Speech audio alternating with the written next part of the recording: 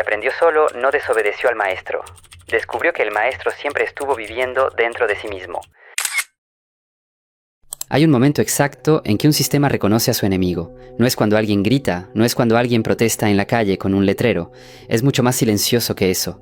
Es cuando alguien en una sala llena de títulos enmarcados, de apellidos importantes, de certezas apiladas como ladrillos, hace una pregunta sin pedir permiso para hacerla. Y esa pregunta, sin gritos, sin violencia, sin ninguna intención declarada de destruir nada, hace temblar algo que ningún terremoto ha podido mover en siglos. Eso le pasó a Nicolás Maquiavelo. No en una batalla, no en un calabozo, le pasó en una biblioteca, le pasó con una pluma, le pasó cuando decidió observar el poder tal como era, no tal como se suponía que debía ser. Y el sistema de su tiempo nunca se lo perdonó del todo. Pero antes de hablar de Maquiavelo, necesito contarte algo que nadie suele decir en voz alta. El conocimiento, en casi toda sociedad que ha existido sobre este planeta, nunca ha sido libre de verdad. Ha sido administrado, controlado, distribuido en dosis calculadas, y no por malicia pura, sino por algo mucho más sofisticado, por la comprensión, muy antigua y muy fría, de que una persona que sabe pensar por sí misma es infinitamente más difícil de conducir que una que sabe repetir lo que le enseñaron. Esto no es una teoría conspirativa, es historia, es política, es la mecánica real del poder, descrita con una honestidad brutal por alguien que vivió entre el año 1469 y el año 1527 en la ciudad de Florencia, en una época donde el poder se ejercía sin disfraces elegantes. Maquiavelo trabajó para el Estado, observó príncipes, gobernadores, papas, mercenarios y traidores, tomó notas durante años. Y cuando finalmente escribió lo que vio, sin suavizarlo, sin adornarlo con la moralidad oficial de su época, sin pedir permiso a ninguna institución para decirlo, el mundo culto de su tiempo lo ignoró, lo exilió y lo olvidó durante décadas. ¿Por qué? Porque lo que escribió no era incorrecto, era demasiado correcto.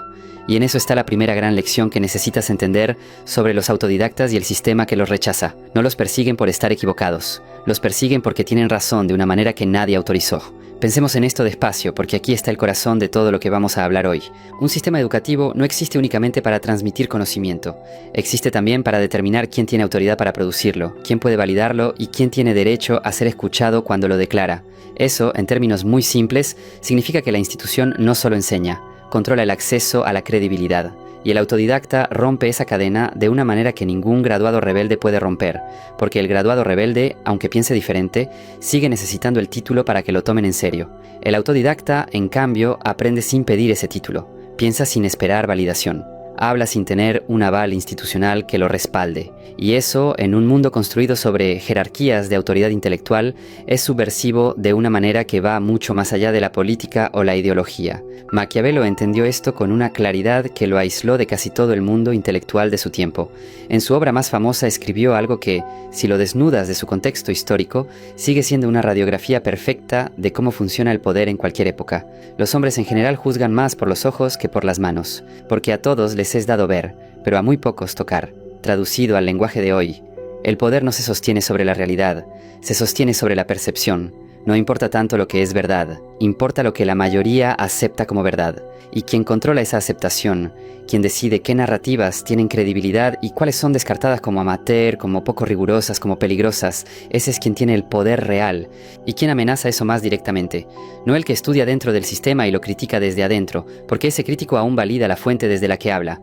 Lo amenaza el que estudia por fuera, el que construyó su entendimiento en la madrugada, con libros que nadie le asignó, con preguntas que nadie le pidió que hiciera, con una curiosidad que no obedece horarios ni planes de estudio. Ese es el autodidacta. Y la incomodidad que genera no es accidental, es estructural. Para entender por qué el sistema reacciona como reacciona frente a estas personas, necesitamos entender algo sobre cómo funciona la legitimidad del poder, algo que Maquiavelo analizó con una frialdad que todavía incomoda a muchos académicos que lo estudian. El poder necesita ser creído, no simplemente obedecido, sino creído.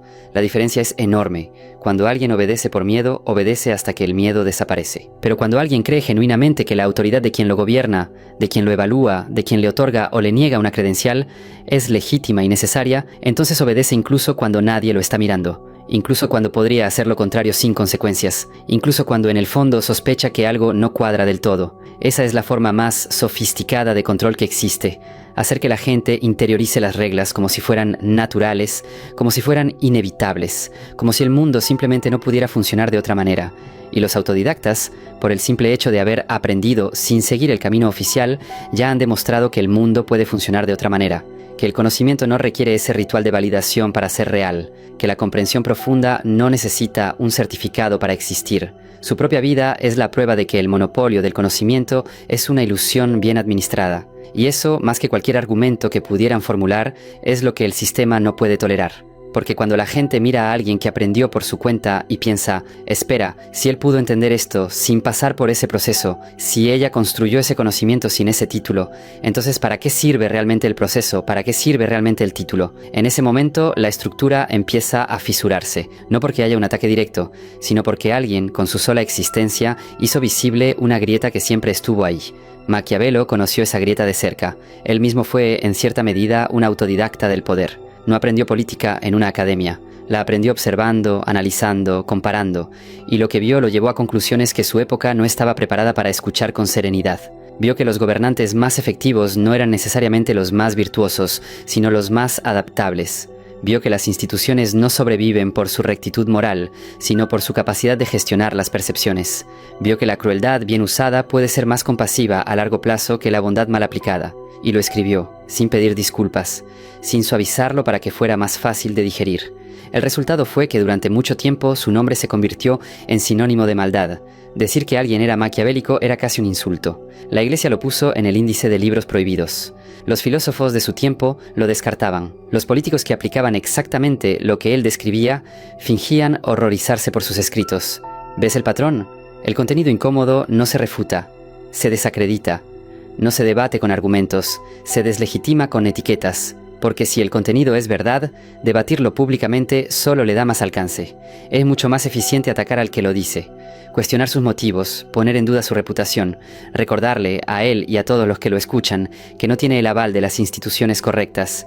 Esto sigue pasando hoy con una sofisticación que Maquiavelo hubiera encontrado fascinante y aterradora a la vez. Cuando alguien que aprendió por su cuenta se atreve a entrar en espacios donde el conocimiento oficial domina, las herramientas de desacreditación son siempre las mismas. No tienen título, no publicaron en las revistas correctas, no pasaron por el proceso adecuado, su fuente no es confiable, su metodología no es verificable, y aunque lo que dicen sea correcto, aunque su razonamiento sea sólido, el sistema tiene una respuesta para eso también. Fue suerte, casualidad, populismo intelectual.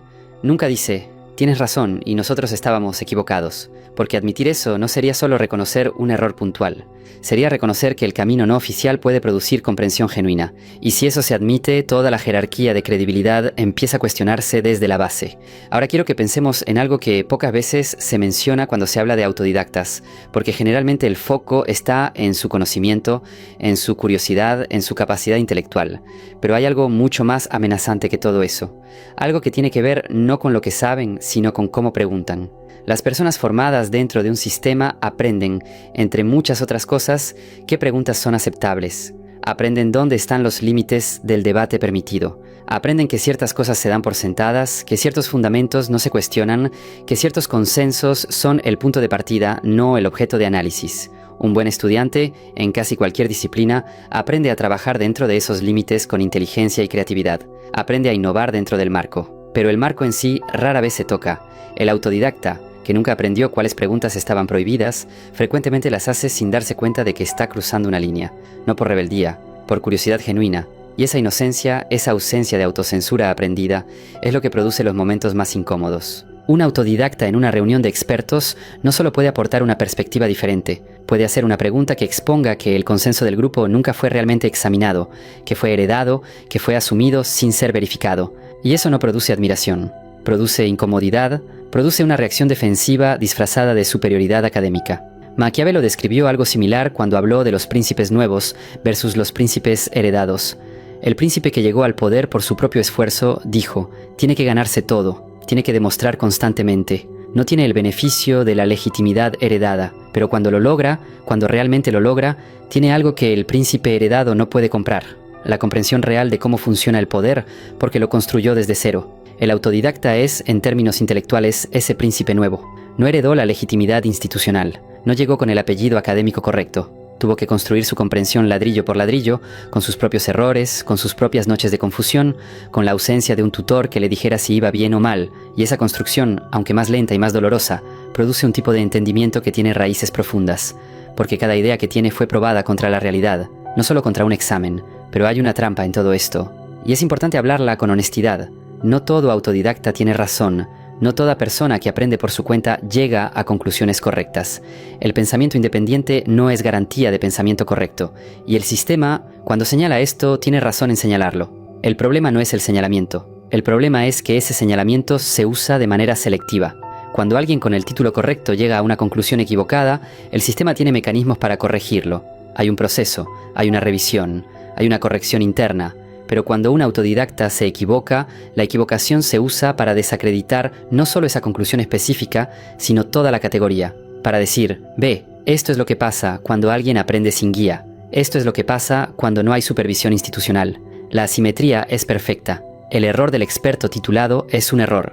El error del autodidacta es prueba de que no debería hablar. Maquiavelo fue víctima de esa asimetría de una manera que todavía duele leer. Sus análisis sobre el poder, que eran descriptivos, que intentaban describir cómo funciona la política real, no cómo debería funcionar en un mundo ideal, fueron leídos como prescripciones morales, como si él estuviera recomendando la crueldad, en lugar de documentarla, como si describir la manipulación fuera lo mismo que celebrarla. Esa distorsión no fue accidental, fue conveniente.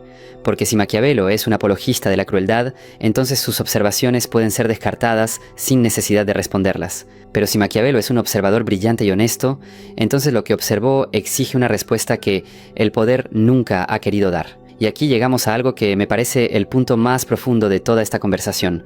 El sistema no odia a los autodidactas porque sean peligrosos. Los odia porque son libres de una manera que el sistema nunca podrá vender, ni regular, ni administrar. Porque la libertad que produce el aprendizaje genuino, el que nace de la curiosidad real y no de la obligación, no puede ser confiscada, no puede ser revocada, no tiene fecha de vencimiento, no requiere renovación cada cierto número de años.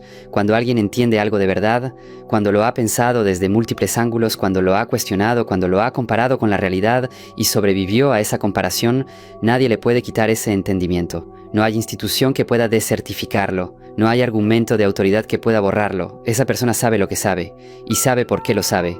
Eso es poder, poder real. No el poder que se concede desde arriba, el poder que se construye desde adentro.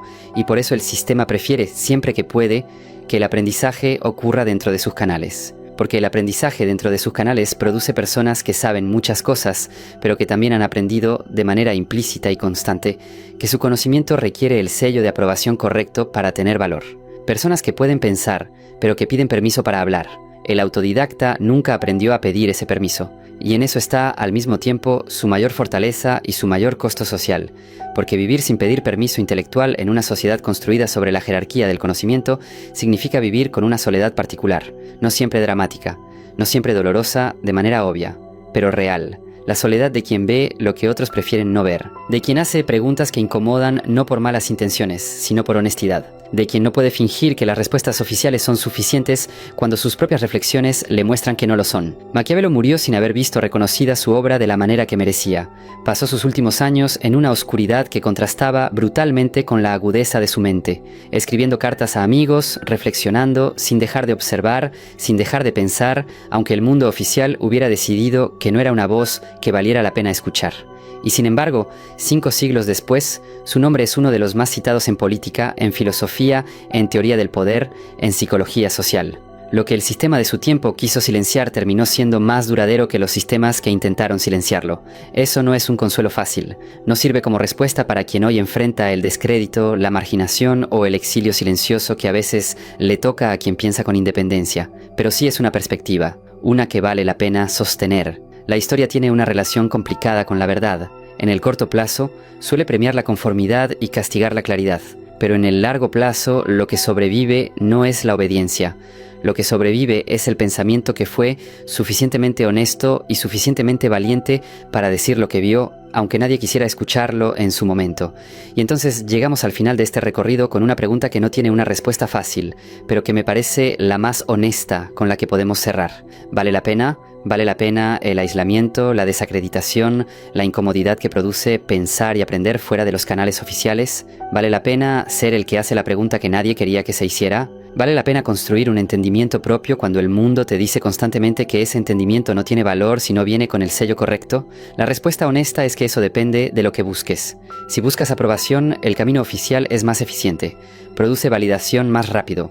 Abre puertas que el aprendizaje autodidacta frecuentemente no abre, al menos no de manera directa. Si buscas encajar, si buscas que el sistema te reconozca dentro de sus propios términos, aprender dentro de sus reglas, es más seguro y más predecible. Pero si lo que buscas es comprender, realmente comprender, no solo aprobar, no solo acumular credenciales, sino llegar a una relación honesta con la realidad de las cosas, entonces el camino del pensamiento independiente, con todos sus costos, con toda su soledad, con toda su fricción, ofrece algo que ninguna institución puede certificar porque ninguna institución lo produce, la experiencia de pensar con libertad.